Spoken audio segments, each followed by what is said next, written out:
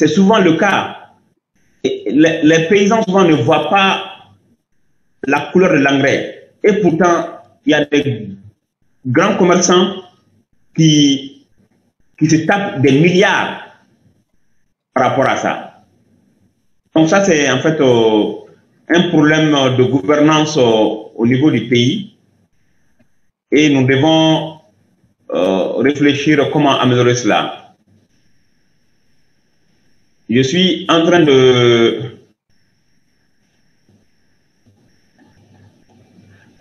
Est-ce que vous voyez le document?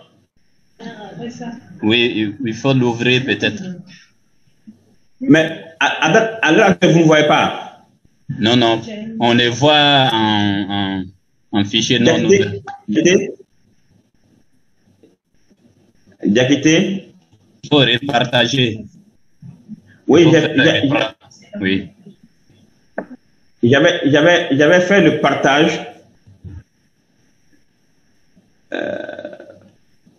Lorsque vous cliquez sur partager, vous cliquez sur la fenêtre du document ouvert. C'est ce que j'avais en fait. Parce que apparemment vous avez cliqué sur là où le document est dans la machine, c'est-à-dire le dossier ou bien la clé, je ne sais pas. D'accord. Donc vous devez cliquer sur la fenêtre même, là où le document est ouvert. Voilà. Ok. Je vais essayer de le prendre. Vous serez peut-être soigné par le plus jeune médecin du monde. Pour l'instant, ce produit est déjà l'enfant de 9 ans. Il s'appelle Chou et il est déjà étudiant en première année de la fac de médecine. Quand c'est bon, tu me diras, Diakité, ok?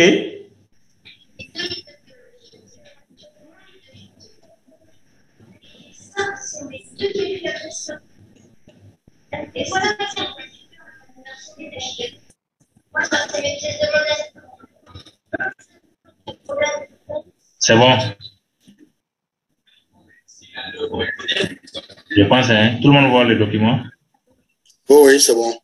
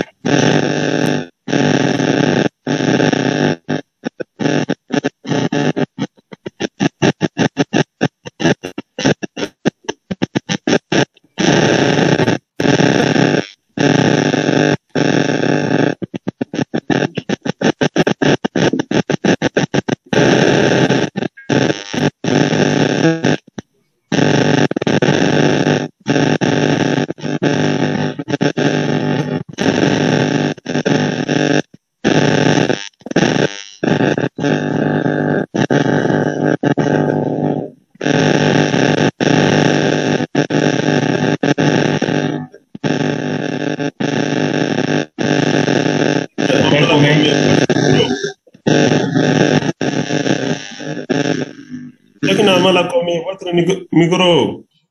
Ah, merci. Docteur, il faut dire aux ceux qui sont en classe de fermer les micros aussi. Oh, il y a une seule personne. C'est Djara. Souvent, il fait des petits bruits. C'est un petit Djara. Ah, ok, ok. Voilà.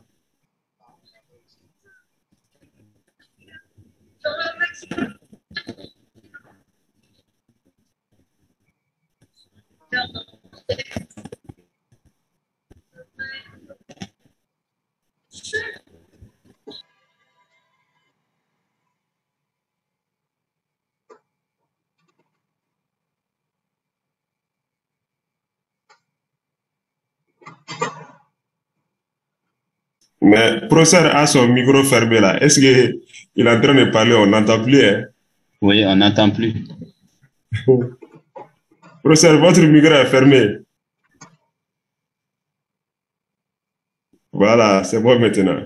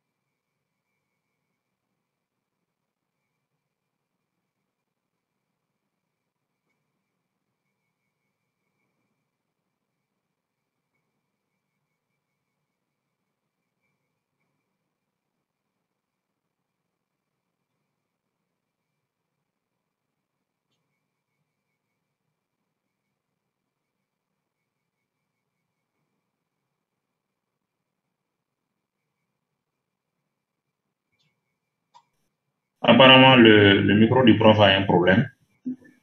Dès qu'il a activé le partage, voilà, il parle, mais On n'entend pas. là, on n'entend pas. Il vient de m'appeler, il dit qu'il va se connecter avec un autre appareil. Peut-être il a dû, parce qu'il y a les options de rapport au microphone. Effectivement, moi je lui ai demandé s'il a branché un écouteur, il dit non. Donc ça veut dire que peut-être soit c'est un problème technique, quoi. Il va gérer ça rapidement.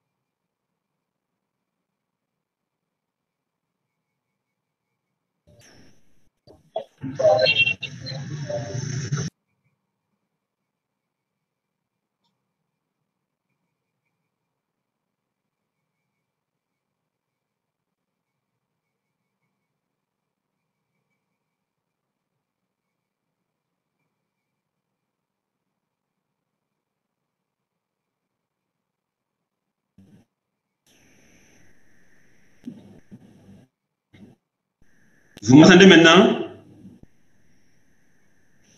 Oui, professeur, ça va, oui. Professeur, on vous entend. Good news. Donc, Yes. je vais essayer de faire le partage.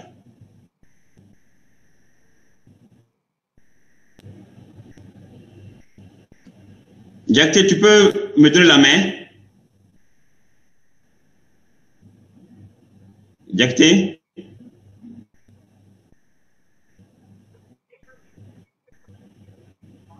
Jacques, tu m'entends? C'est bon, c'est bon. D'accord.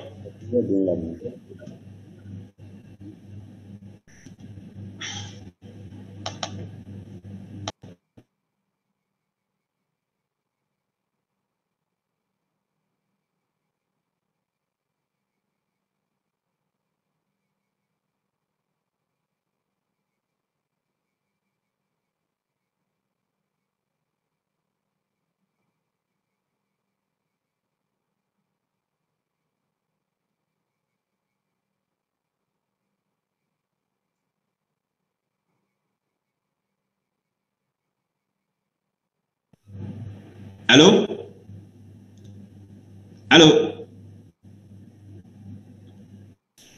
Allô? Oui, Jacques. Quand vous m'entendez, il faut répondre, ça me rassure. Okay. Est-ce que quand j'ai partagé et quand je parlais, il n'y avait pas de réponse. Donc quand je partage, vous ne m'entendez pas? Okay. Non. Parce que je pense que l'échange était entre vous et Jacques, quoi. Non, j'aimerais bien que dès que je pose des questions, okay, vous me répondez, ça me permet de savoir si on est ensemble. Donc, je vais essayer de partager encore. Et okay, si vous voyez, faites un retour en disant que c'est OK. Donc, je vais tenter le partage encore. Il n'y a pas de souci. Hein. D'accord. Donc,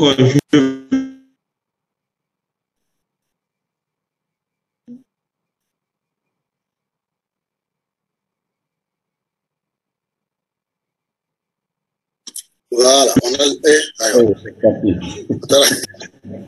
Donc, je vais reprendre le partage encore. Parce que je n'avais pas reçu d'informations. Voilà. C'est OK. Oui, ça va, on a l'écran. Mais on ne vous entend pas, hein. On a l'écran, mais on ne vous entend pas, quoi. OK. Le micro est fermé. Oui, le micro fermé. Monsieur Tal, votre micro est fermé.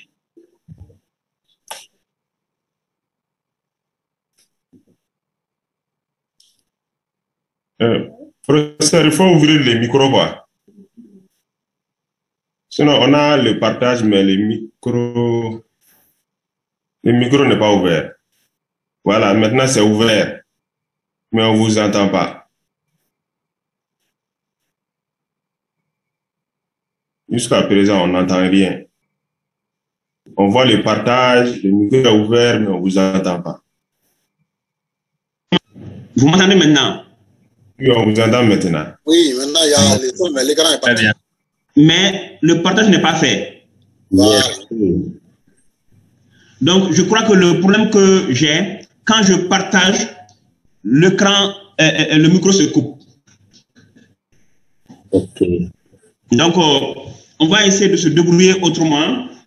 Sinon, on devait voir ensemble, en fait, les... Jacques, oui. La loi des finances, là, est-ce que toi, tu peux le procéder? Voilà, si je l'ai. C'est mieux, il peut partager. Voilà. Oui. Je vais essayer de te l'envoyer dans ta boîte mail tout de suite. Je te l'envoie tout de suite dans 10 secondes.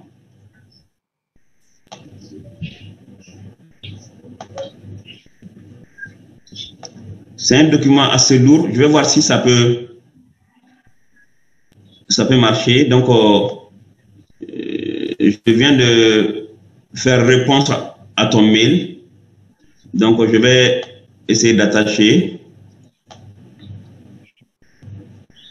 Envoi d'acquitter.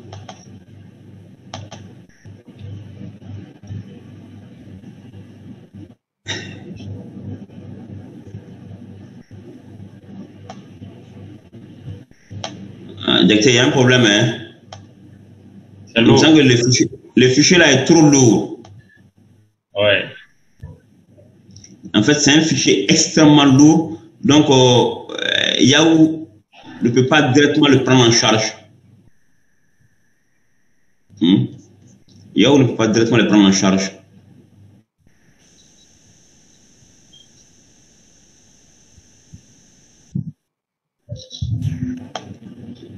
Je vais essayer de...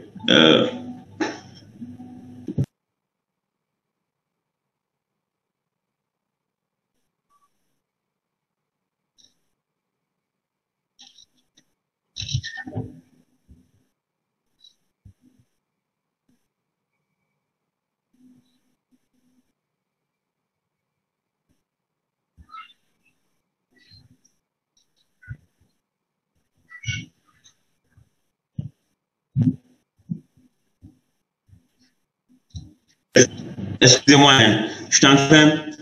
Donc, je pense qu'on va avancer. La prochaine fois, on travaillera sur le document de loi des finances avec, en fait, la partie concernant les ressources. Et voir ensemble comment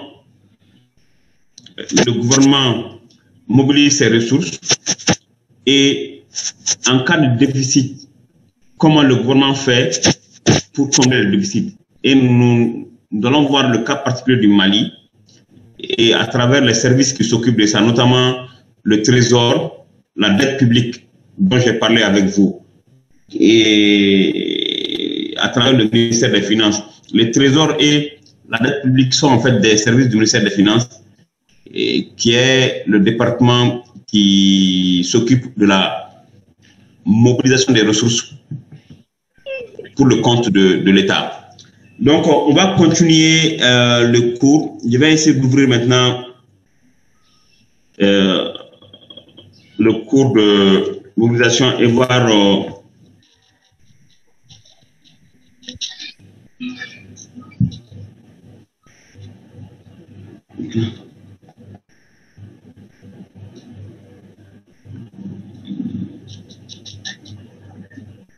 Diakité?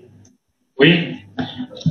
S'il te plaît, tu peux ouvrir le module que tu as et le partager. Lequel précisément? Non, celui qu'on a vu la dernière fois, pas le budget. Le dernier mot qu'on a vu ensemble. Essaie de l'ouvrir, je te dirai si c'est ça ou pas.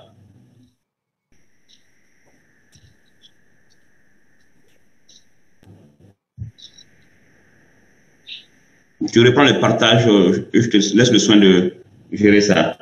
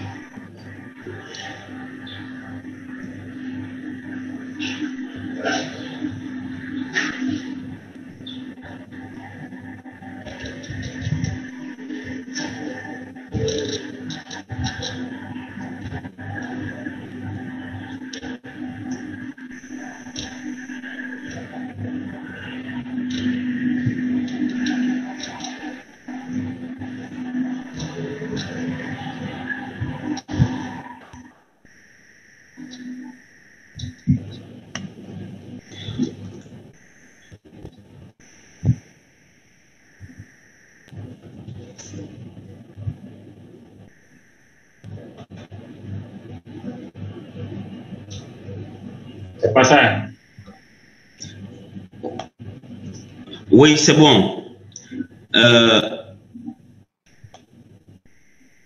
Ok. Tu peux défiler, s'il te plaît. Défile.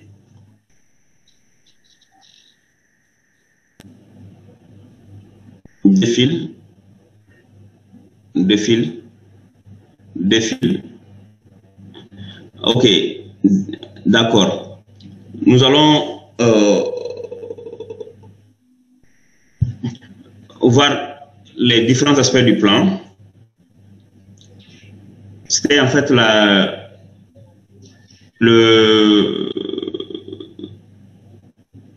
les 5 étapes qu'on avait vues la dernière fois ensemble. Et nous allons voir en détail chacun de ces 5 étapes avec des exemples concrets. Tu peux avancer un peu? Ok. Maintenant, chacun a compris, je pense, cette étape qui constitue en fait le point de départ concernant le plan stratégique pour l'organisation. Et en parlant de cela, je voudrais revenir sur un document important que je ne cesserai jamais de vous suggérer de lire, c'est le CRED pour le cas du Mali.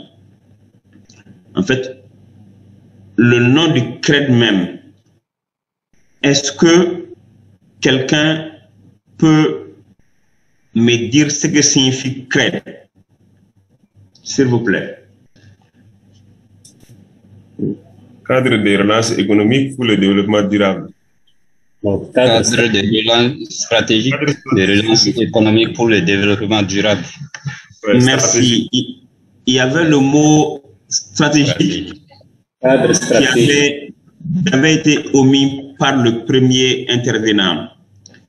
Donc, voyez-vous le lien direct entre le nom et cette première étape de la MR? Que ce soit pour un État, pour une organisation ou pour un projet, il faut avoir un plan qui permet en fait de répondre aux préoccupations de l'organisation ou de l'État. Pour le cas du Mali, le plan qui a été élaboré par le gouvernement afin de répondre aux préoccupations des populations maliennes durant un temps donné. Pour le cas du Mali, c'est le CRED actuel, c'est 2019-2023. 19, 20, 21, 22, 23. Donc, sur une durée de 5 ans, le gouvernement du Mali a élaboré une stratégie globale qui doit permettre de faire face aux grands défis du Mali. Et cette stratégie est bâtie autour d'axes principaux. Est-ce que quelqu'un peut me dire les axes du CRED?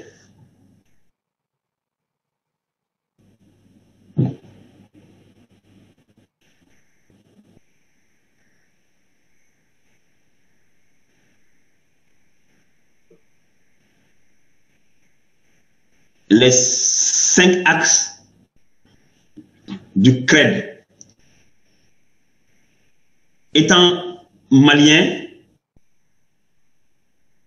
on est tous conscients des problèmes que vit le Mali actuellement. Est-ce que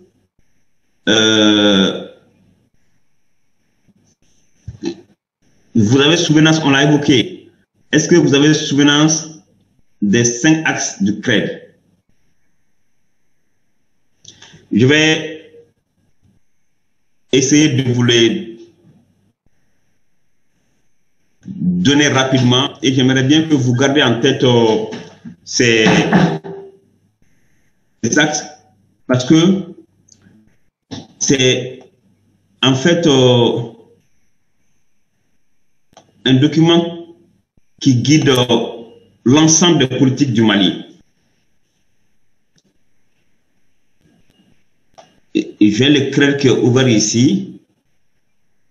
Et le premier axe du CRED, au regard des problèmes que connaît le Mali et les partenaires techniques se sont assis.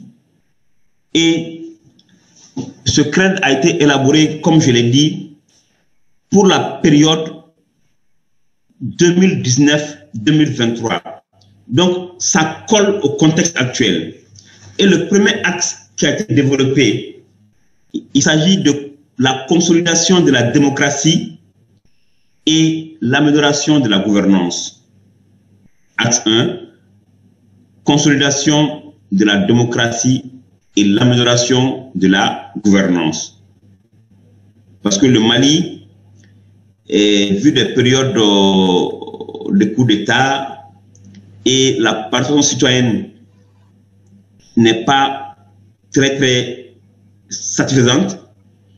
Et il y a également la question de la décentralisation qui est là et des droits de l'homme. Tout cela, le Mali compte apporter des réponses à ces questions au niveau de l'axe 1. Et ce axe 1 a 4 objectifs globaux que je ne vais pas développer ici, vous avez tout le temps de voir. Est-ce que vous m'entendez? Oui, professeur, on vous entend. L'axe 2 du CRED concerne la restauration de la paix, de la sécurité et le renforcement du vivre ensemble. Ça, c'est l'axe 2. Mettez-vous en tête que ce CRED a été bâti dans un contexte d'insécurité, dans un Mali où une partie du pays est occupée par des indépendantistes. Et au niveau de cet axe, il y a 2 objectifs globaux. 1, restaurer la paix et assurer la sécurité des personnes et des biens. Tout le monde sait que ça, c'est une préoccupation importante des Maliens. Et objectif global 2, lutter contre le terrorisme et l'extrémisme violent. Donc, au niveau de cet axe, nous avons 2 objectifs globaux. L'axe 3 concerne une croissance inclusive et la transformation structurelle de l'économie. Parce que tout est lié à l'économie. Quand il n'y a pas d'entreprise et un secteur privé dynamique, quand il n'y a pas, comment dirais-je, une production, on a parlé du PIB lors d'un de nos cours. Le PIB de certains pays fait 50 fois ou 100 fois le PIB du Mali. Alors que le Mali a beaucoup de potentiel. L'or, le fleuve, la production, l'élevage. Donc, malgré tout ça, on a un PIB qui est très faible. Donc, au niveau de ce taxe, on veut travailler sur une croissance inclusive et transformer notre économie. Et au niveau de ce taxe, nous avons 5 objectifs globaux. Je ne vais pas développer tous les objectifs, mais je vous laisse le soin d'aller voir l'ensemble de ces objectifs par vous-même. J'en viens à l'axe 4, qui concerne la protection de l'environnement et le développement de la résilience au changement climatique. Je répète, axe 4, protection de l'environnement et développement de la résilience au changement climatique. Ça, c'est en fait un axe qui est incontournable actuellement. Je vais profiter pour poser une question. Quel est l'événement important qui s'est déroulé la semaine dernière dans le monde, selon vous?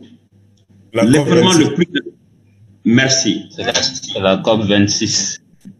Et la COP26 porte sur quoi? Sur le changement climatique. Merci. Donc, toutes les politiques du monde doivent comprendre un axe lié au changement climatique. Et même les projets pour les villages doivent intégrer les changements climatiques dans leur stratégie. Et c'est ce qui permet de capter également des ressources. Je ne sais pas si vous avez écouté l'ensemble des résolutions de la COP26. Il y a eu des ressources importantes qui ont été mobilisées et qui seront mises à la disposition des pays. Maintenant, tous les pays qui n'ont pas un axe dans leur document stratégique lié à l'environnement, est-ce qu'on va savoir que ces pays ont fait de cela une préoccupation? Donc, systématiquement, tous les pays tiennent compte de cet aspect dans leurs documents stratégiques. Et même au niveau des communes du Mali. Parmi vous, qui peut me donner la définition du PDSEC?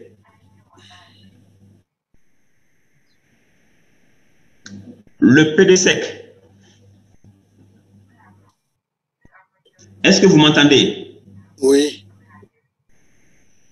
C'est oui. Le programme de développement économique social et culturel. Exactement. Voilà.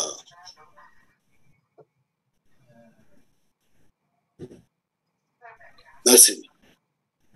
Merci beaucoup. En fait, ça c'est le document d'orientation de la commune qu'on appelle le programme de développement économique, social et culturel de la commune. Et au Mali,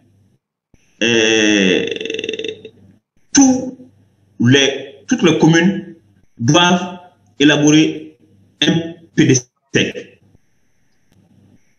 Toutes les communes. Et les partenaires au développement accompagnent beaucoup cela, et notamment la structure où moi je travaille, la GIZ. Ils accompagnent les communes à élaborer des plans de développement, ou programmes de développement économique, social et culturel qui évitent en fait de naviguer à vue. Et je reviens rapidement au niveau du dernier axe. L'axe 4, l'environnement. Donc, j'ai fait un détour sur le PDSEC, qui est le document de la commune. Et je vais terminer avec les axes du CRED, le 5e axe, qui concerne en fait le développement du capital humain. C'est l'appellation générique qui a été donnée parce que le constat a été fait que les ressources humaines ne sont pas très bien valorisées dans les pays en développement, en termes de formation et même en termes de santé. C'est une personne en bonne santé qui peut bien étudier. C'est une personne bien formée qui peut apporter beaucoup de choses à la croissance. Vous voyez un peu le lien. Quand il n'y a pas la bonne santé, on ne peut pas bien étudier. Quand on n'étudie pas bien, on ne peut pas contribuer efficacement au développement du pays. Donc, quand on voit les différents objectifs de ce axe que je vais vous lire, l'objectif global 1, c'est quoi? Contribuer à l'amélioration de l'état de santé et du bien-être de la population malienne en vue d'une accélération de la transition démographique. Donc, comme je disais, la première des choses, c'est la santé. La deuxième chose, au juste global, assurer à tous une instruction et une formation professionnelle de qualité à travers un système éducatif inclusif, mieux adapté, cohérent et fonctionnel. Et ces deux objectifs globaux vous font penser à quoi? Cette question est posée à tout le monde. Les deux objectifs que je viens de citer vous font penser à quoi? À vous.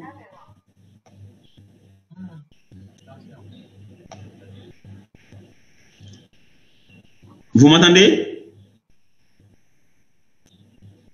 Oui, professeur, on vous entend très bien. On vient de parler des deux premiers objectifs globaux de l'axe 2 du CRED. La santé et l'éducation. J'ai posé la question, ces deux premiers objectifs du Mali vous font penser à quoi?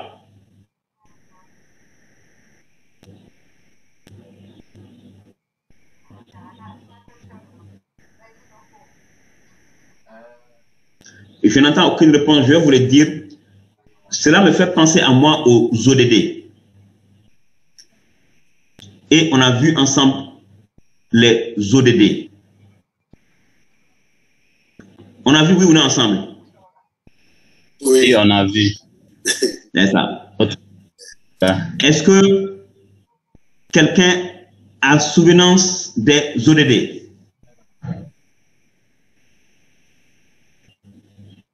Oui, oui, un peu, oui.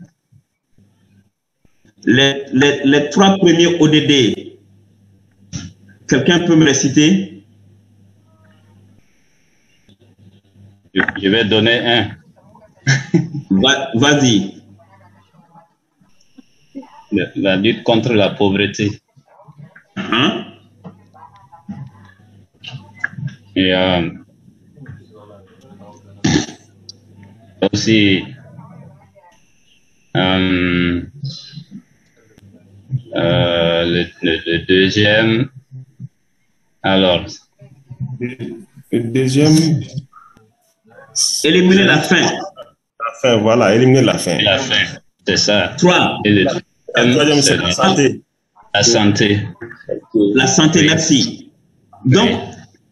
Parmi les points du Mali, on a dit quoi en premier? On a dit, premier, on dit la santé. C'est un ODD, non? Oui. Oui. Ensuite, oui. On a dit l'éducation, la formation. C'est également un ODD. Oui. Donc, je vais rapidement vous lire les 17 objectifs de développement durable. Ok, d'accord. Pour transformer notre monde. Voici même le document que je vais lire. Global Goals. 17 objectifs pour transformer notre monde. Ça, c'est en fait, comme j'ai dit, les références au niveau international. Objectif 1. Éliminer la pauvreté sous toutes ses formes et partout dans le monde. Objectif 2. Éliminer la faim, assurer la sécurité alimentaire, améliorer la nutrition et promouvoir l'agriculture durable. Objectif 3. Permettre à tous de vivre en bonne santé et promouvoir le bien-être de tous à tout âge. Objectif 4. Assurer à tous une éducation équitable, inclusive et de qualité et des possibilités d'apprentissage tout au long de la vie. Objectif 5. Parvenir à l'égalité des sexes et autonomiser toutes les femmes et les filles. Objectif 6. Garantir l'accès de tous à des services d'alimentation en eau et d'assainissement gérés de façon durable. Objectif 7. Garantir l'accès de tous à des services énergétiques fiables, durables et modernes et à un coût abordable. Objectif 8.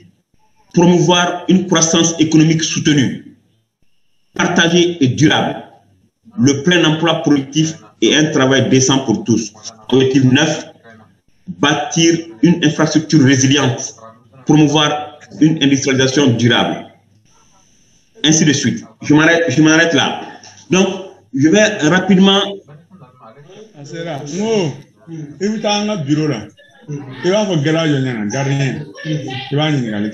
Micro. La personne qui parle a le micro ouvert.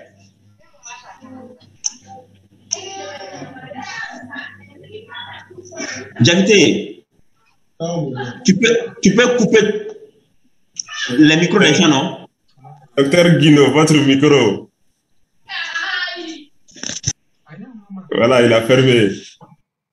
Good, merci Guindo. Donc, je vais très rapidement lire quelques objectifs de dernier axe du CRED. Ça vous permet de faire directement le lien entre ça et les ODD. On avait vu, le premier, c'est contribuer à la santé. Deuxième, assurer à tous une instruction et une formation. 3, promouvoir l'équité et l'égalité du genre. 4, mieux gérer la migration afin qu'elle contribue à la réduction de la pauvreté et au développement durable du pays. Vous vous rappelez que quand on a fait la liste des 3 principaux fournisseurs de ressources du Mali, on a dit quoi et quoi?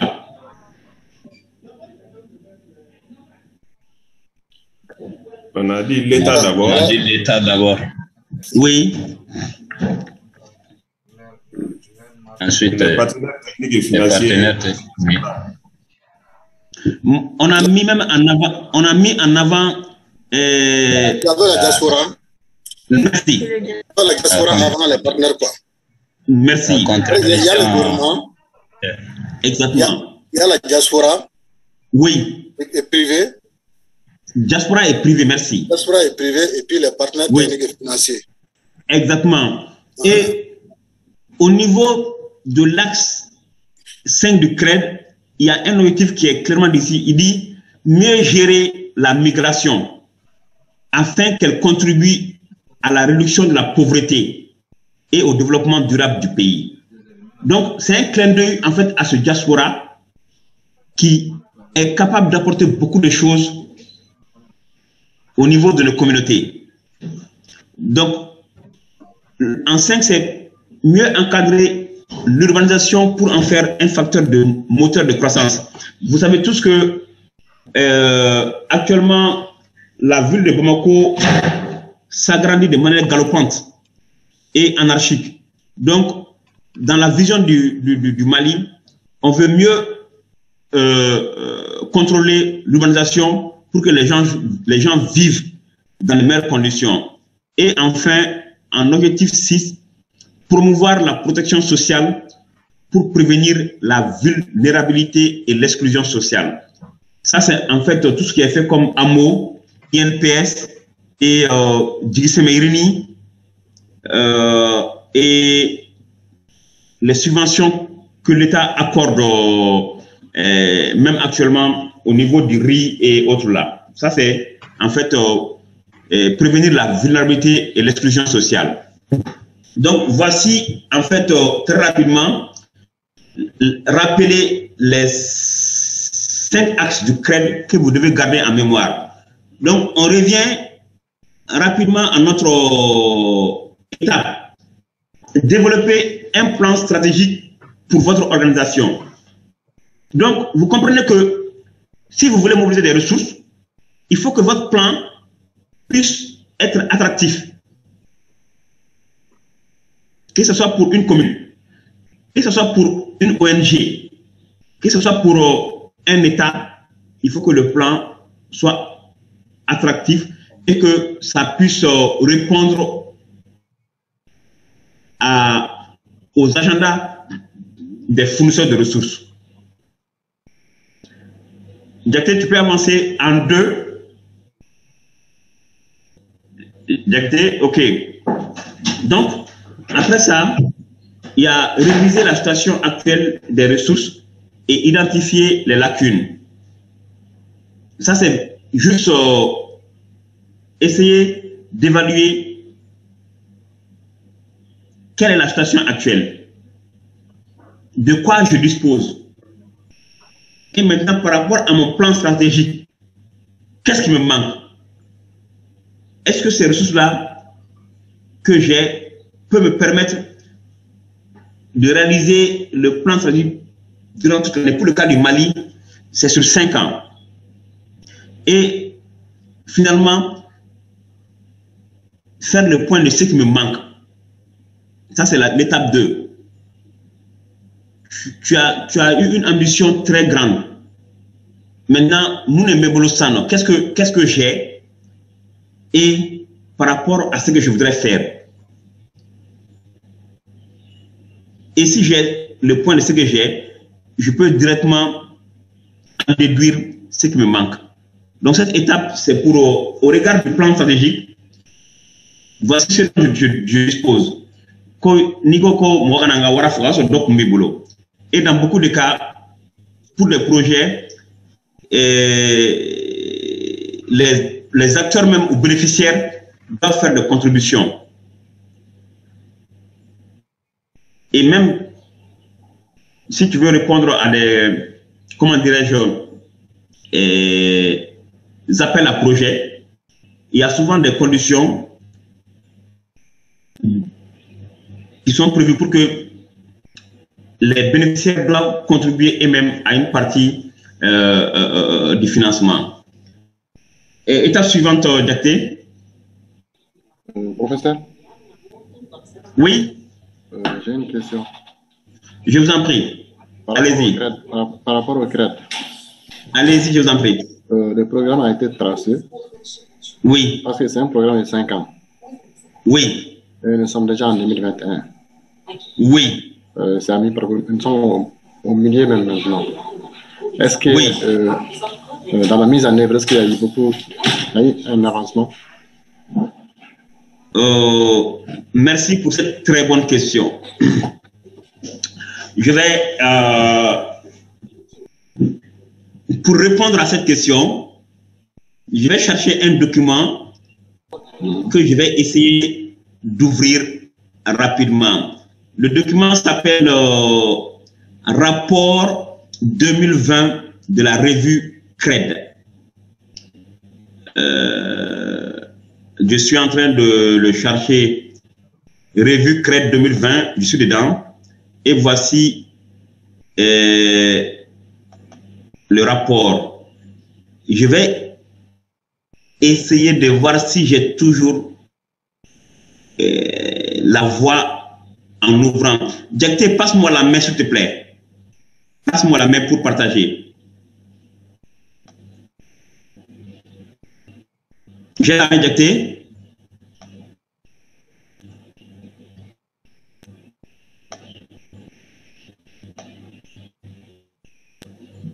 Vous avez la main.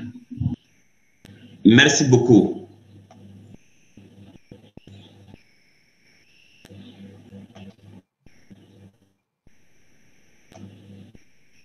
Est-ce que vous voyez le document? Oui. Oui, professeur. Est-ce que vous pourrez me lire le titre? Synthèse, rapport 2020 de mise en œuvre du CRED 2019-2023 et des ODD. Merci beaucoup. La date, c'est quand? C'est juillet 2021. Je continue. Voici un document très utile que je vais partager avec chacun de vous. Et là, qu'est-ce qu'on voit ici? Quelqu'un peut me lire? C'est le premier axe, hein? Consolidation. Non. Premier point d'abord. Principaux résultats de mise en œuvre du CRED et des ODD. Ok, allez-y. Quelqu'un fait la lecture. Ok.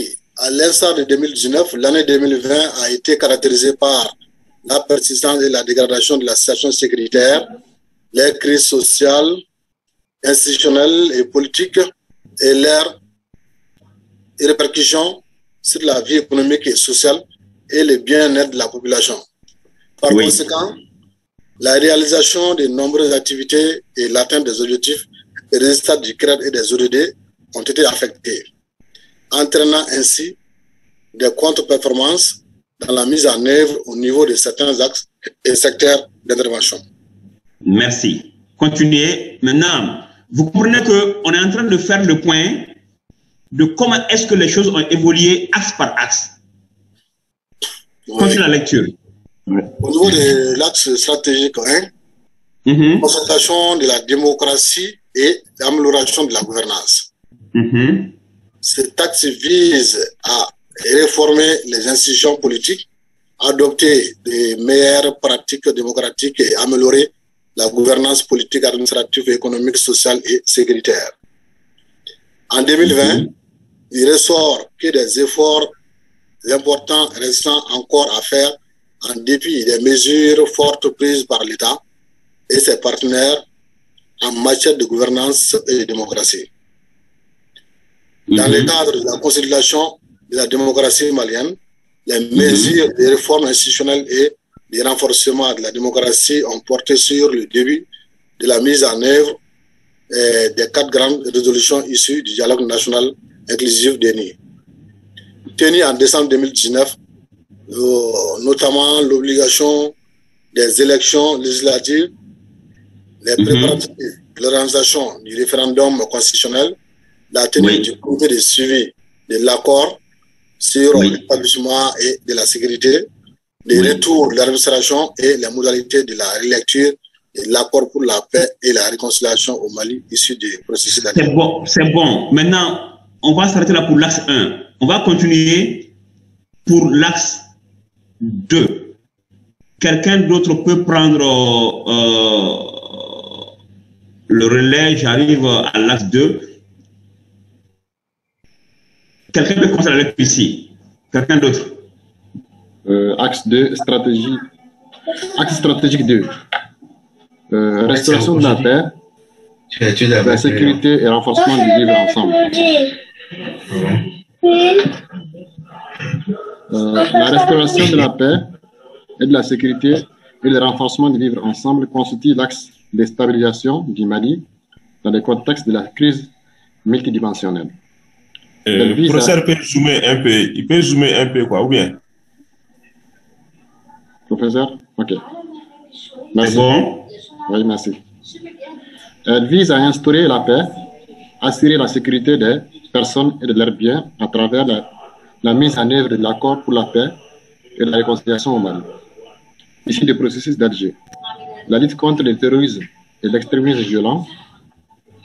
En 2020, malgré des efforts importants consentis par l'État et ses partenaires, la situation sécuritaire s'est détériorée et a impacté le vivre ensemble au sein des communautés, notamment au centre, voire certaines parties du sud du pays. Nonobstant cette situation, d'importantes mesures ont été prises dans le cadre de l'application de manière consensuelle de l'accord pour la paix et la réconciliation nationale, issu du processus d'Alger. Merci beaucoup. Donc, vous voyez que on fait le point de l'axe 2 et il y en a plein. Ça, c'est une synthèse. Tout ce qui a été fait au niveau de l'axe 2 est développé ici, même en termes d'argent mobilisé. Par exemple, on dit ici, au terme des travaux sur les 78 projets soumis, 44 ont été pour un coût estimé à 482 milliards. 482 milliards d'investis par rapport à ce taxe-là. Donc, pour répondre à la question, la mise en œuvre, c'est ce document chaque année. Le Mali, avec les partenaires financiers, fait le point de comment est-ce que les différents axes du CRED ont évolué. On va aller au niveau de l'axe 3.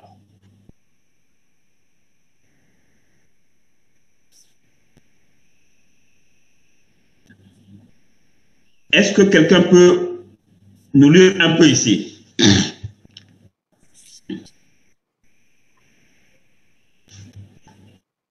Oui, je vais lire. Merci. Axe stratégique 3. Croissance inclusive et transformation structurelle de l'économie. Oui. transformation structurelle de l'économie nécessite de créer un environnement favorable à la diversification en renforçant la stabilité du cadre macroéconomique, promouvant les secteurs privés et améliorant le climat des affaires. L'effort vise à promouvoir un secteur agricole durable, moderne et compétitif, à développer une industrie intégrée à l'économie compétitive et créatrice d'emplois, et à promouvoir une croissance réductrice de la pauvreté et des inégalités. L'économie stable et résiliente n'a pas résisté à la crise sanitaire de la COVID-19, qui a sévèrement impacté les agrégats macroéconomiques et budgétaires, avec comme conséquence une récession d'activité permettant d'atteindre les cibles du crédit. Merci, c'est bon. Donc, c'est là où on donne en fait comment est-ce que la croissance a évolué au Mali en 2020. Et cela, on parle de la COVID qui a impacté sur le secteur. Et on prend secteur par secteur, secteur réel, les finances publiques,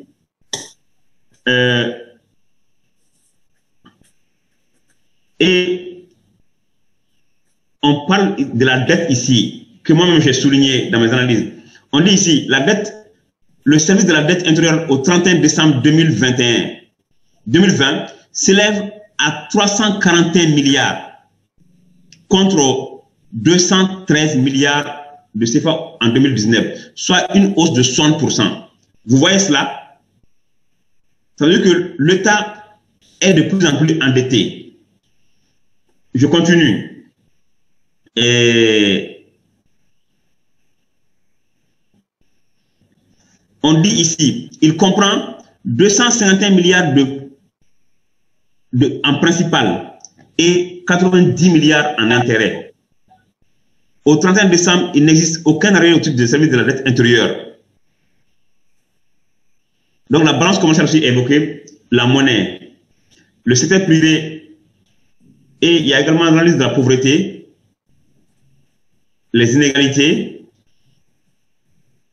les efforts de l'État. Je parlais de la subvention, n'est-ce pas? Vous vous rappelez? Je vais essayer de retrouver ici le montant de la subvention.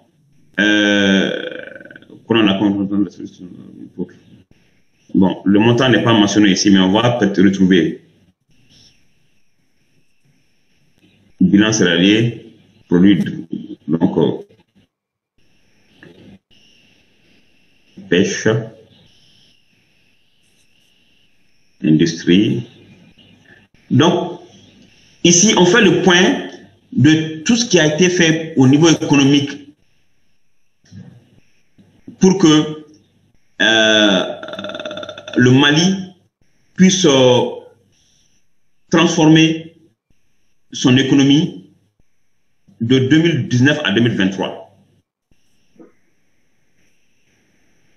Vous pourrez avoir ce document après. Donc, l'axe 4, l'environnement aussi, on parle de ça. Et enfin, l'axe 5 qui concerne le capital humain. Le capital humain, comme on a dit, c'est la santé, l'éducation, la formation. Et vous aurez tous les détails. Ceux qui sont dans le domaine de la santé, cela vous intéresse beaucoup. Par exemple, pour le sida, ici, on le mentionne. Réduire les conséquences sanitaires des urgences liées au désastre, ainsi de suite. L'éducation, l'emploi des jeunes. Donc, la santé est abordée surtout ici. Le PRODES.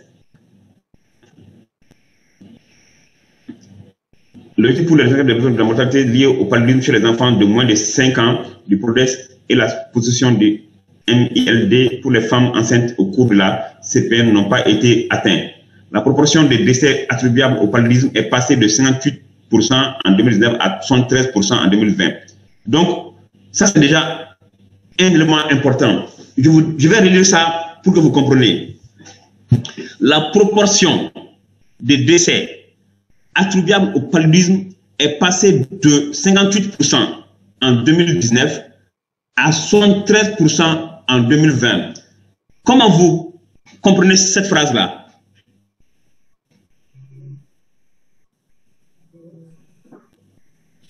Professeur? Allô? Oui? Nous comprenons ça dans le cadre que c'est élevé, quoi. C'est pas seulement élevé, ça s'est dégradé. Oui. Parce qu'on dit que la proportion de décès qu'on pouvait attribuer au Pali était de 58% en 2019. Et cela s'est élevé à 73%. Oui. Donc, ça veut dire que les gens meurent beaucoup plus du Pali en 2020 qu'en 2019 au Mali. Vous êtes d'accord avec moi? Oui, professeur. C'est ça. Donc, ça montre qu'il n'y a pas de progrès à ce niveau. Donc, vous pourrez avoir ce document et le consulter. Ça vous donne un aperçu de tous les axes du CRED et comment les choses ont en fait évolué. Il y a eu des progrès dans certains secteurs, mais dans d'autres, vraiment, ça ne va pas. Donc, on va continuer avec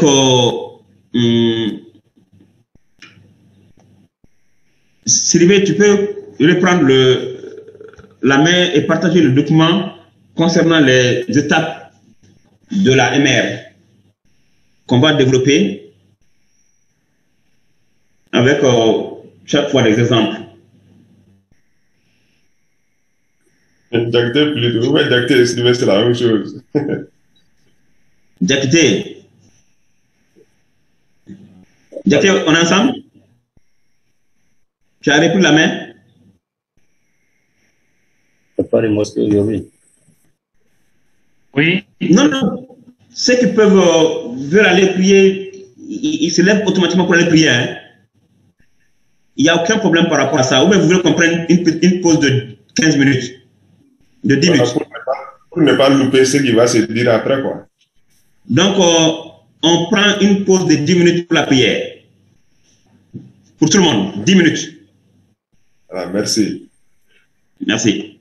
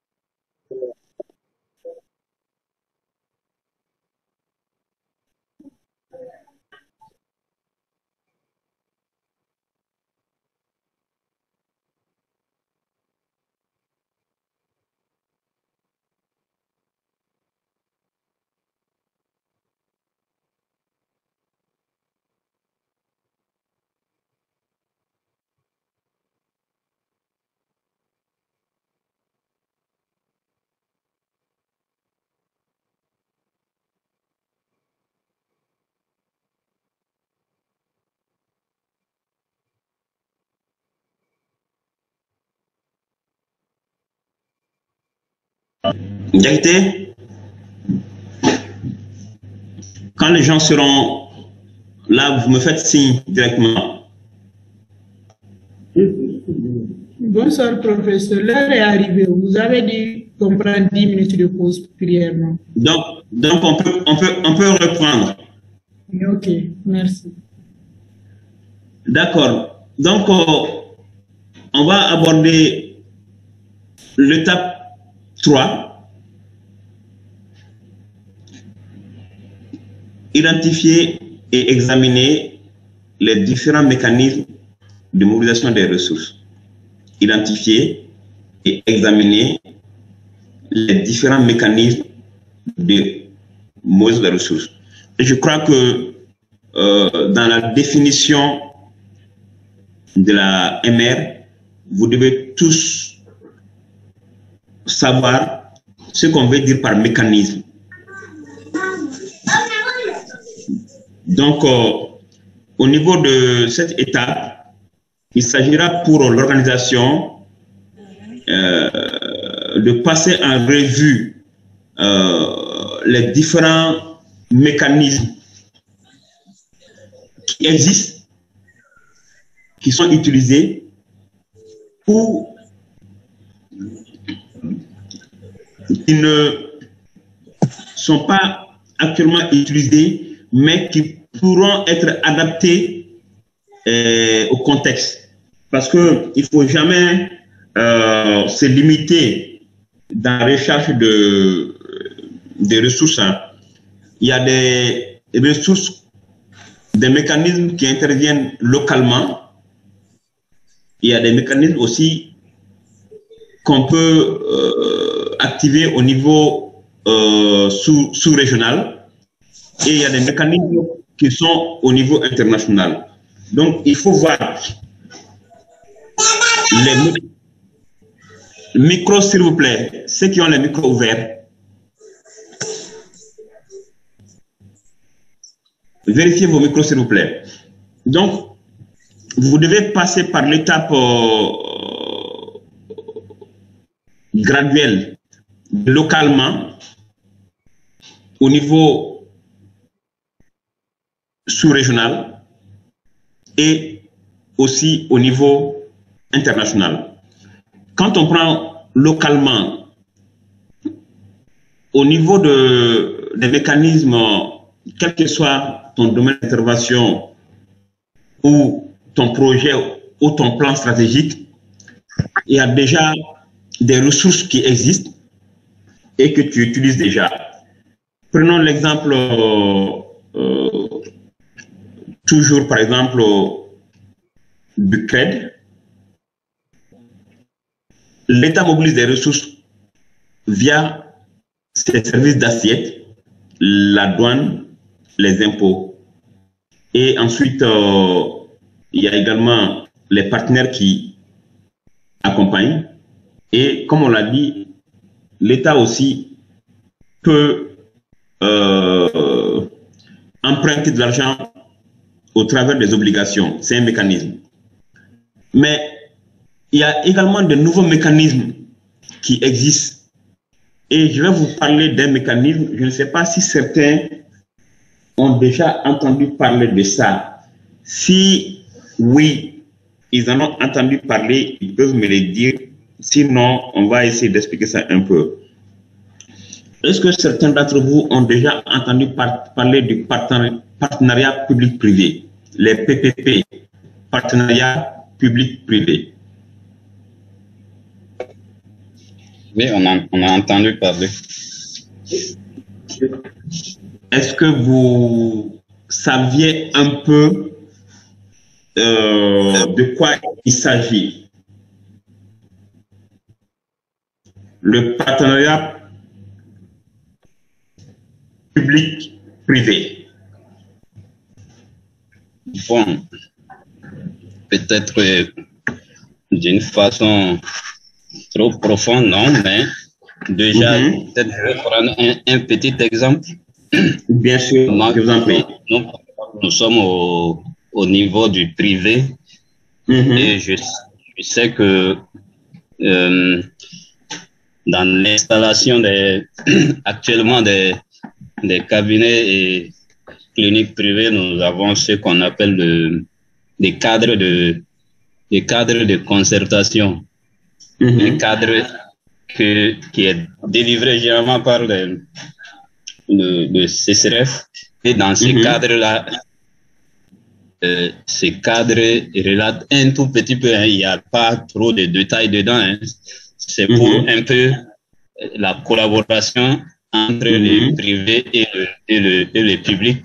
Dans notre contexte, par exemple, le public dont nous sommes l'aire de santé s'engage parfois à nous appuyer pour certaines choses, et nous aussi, nous devons nous les devons les donner.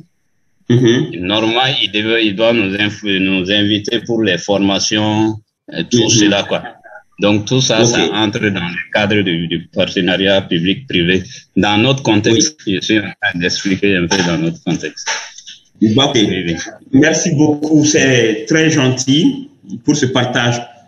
Je vais vous lire de manière très simple ce qu'on entend par partenariat public-privé. Le partenariat public-privé, abrégé PPP, est un mode de financement. Un mode de financement par lequel une autorité publique fait appel à des prestataires privés pour financer et gérer un équipement assurant ou contribuant au service public. Le partenaire privé reçoit en contrepartie un paiement du partenaire public ou des usagers du service public. Donc, voici la définition qui est donnée. Et vous avez noté que c'est un mode de financement. Donc, ça permet en fait à l'État de faire face à ses besoins de financement. Et je vais vous donner un exemple, quelques exemples concrets de partenariats publics-privés qui sont très courants dans les pays en Europe et ailleurs. Par exemple, pour la construction des ponts et des routes. De plus en plus, l'État n'investit pas trop dans les routes et les ponts. C'est les privés qui construisent les routes. Et les gens payent l'argent, le péage. Le péage permet de rembourser le privé. Et au bout de 15 ans, 20 ans, l'ouvrage devient public. Ça revient à l'État. C'est un peu comme le bail dont j'ai parlé. On a parlé de ça il y a quelque temps. Vous vous rappelez du bail? Lors d'une de nos séances, on a parlé du bail que les gens font pour leur maison. C'est un peu un cas comme ça. Donc, le PPP, c'est un mode de financement. Donc, au niveau de cette étape, il faut identifier et examiner les différents mécanismes qui existent et explorer également d'autres. Et de plus en plus au Mali, il y a ce qu'on appelle la finance islamique. Il y a actuellement des banques islamiques qui existent et qui peuvent également accompagner les projets privés et également les projets publics. Et pour les projets publics, il y a les banques islamiques qui accompagnent la BID, la Banque islamique de développement. Le Mali bénéficie déjà beaucoup de ces financements. Et même, il y a beaucoup de privés maliens qui bénéficient de ça. Donc, à ce niveau, il faut analyser les différents mécanismes. Et en tant que expert en MR, vous devez essayer d'explorer d'autres mécanismes qui peuvent permettre d'avoir plus de ressources et plus de marge de manœuvre. On peut avancer, Sidibé, éjecter plutôt. Donc, en étape 4, identifier et se renseigner sur les différents fournisseurs de ressources. Et là, ce n'est pas compliqué. Les mécanismes sont un pan. Maintenant, il faut se dire que, est-ce que par rapport à ce plan stratégique, quels sont les fournisseurs de ressources qui peuvent m'accompagner? Donc, tu vas dresser une liste des fournisseurs potentiels. Et c'est là on parle de potentiel. Et tu t'informes sur ces fournisseurs potentiels. Chaque projet qu'on prend, il y a une longue liste de fournisseurs que tu peux contacter et avec lesquels tu n'as jamais travaillé. Par exemple, pour le cas du Mali, à cause de la barrière de la langue, il y a des fournisseurs de ressources anglophones qui aimeraient travailler au Mali, mais la langue nous défavorise. Parce que même pour faire la correspondance, les cadres maliens, pour faire une bonne lettre en anglais, souvent on a du mal à les faire. Par contre, je vous donne une information. Au Sénégal, ils parviennent beaucoup à mobiliser des ressources au niveau des pays anglophones, et en Angleterre et également aux États-Unis. Et l'autre jour, je causais avec une structure sénégalaise qu'on appelle l'Institut de Gorée. Ils ont des partenaires américains en grand nombre. Parce que ils dressent une liste de fournisseurs, ils les écrivent en anglais et ils les envoient à leur plan stratégique et ils font des missions là-bas pour leur dire que voici des activités qu'on voudrait faire et ça rentre dans votre domaine d'activité. Et nous serons heureux de nouer un partenariat avec vous pour régler tel ou tel problème du Sénégal, ou tel problème de telle commune, ou tel problème de telle région. Et au fil du temps, ils deviennent des partenaires. On a parlé également des jumelages. Donc, l'intercollectivité, les collectivités maliennes et européennes, c'est des fournisseurs de ressources aussi.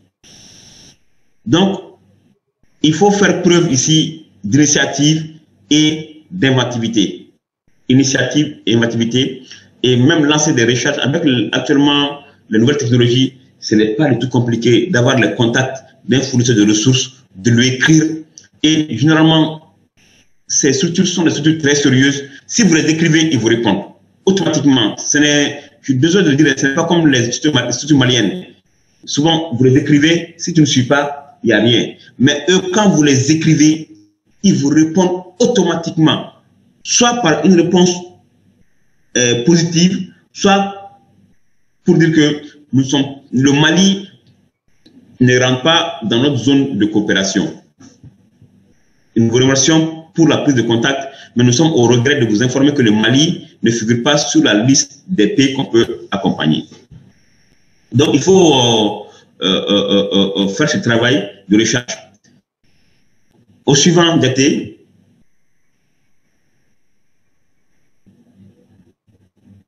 Diakité.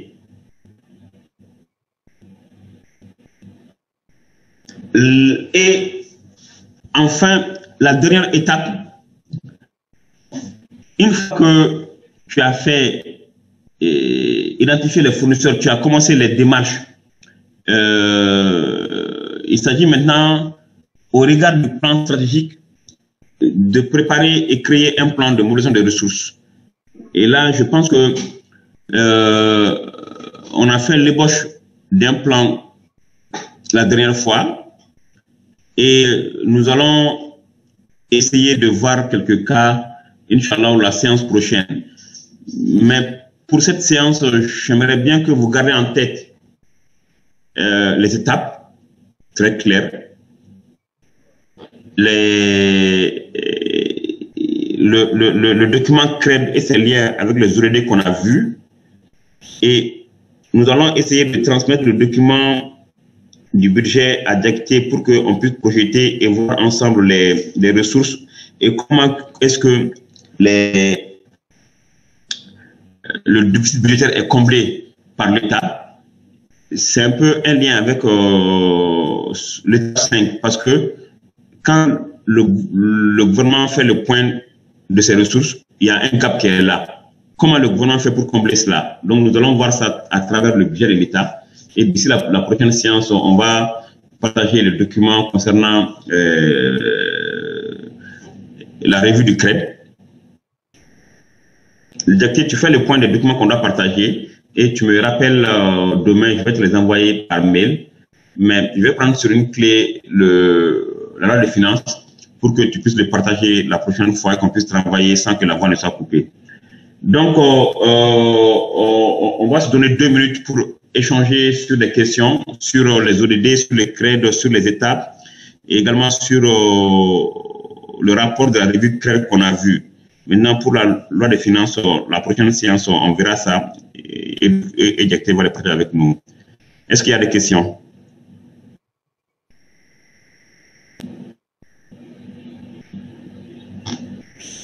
Est-ce qu'il y a des questions?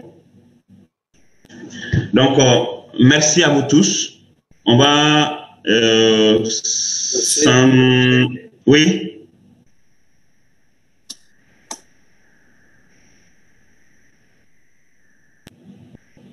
Oui.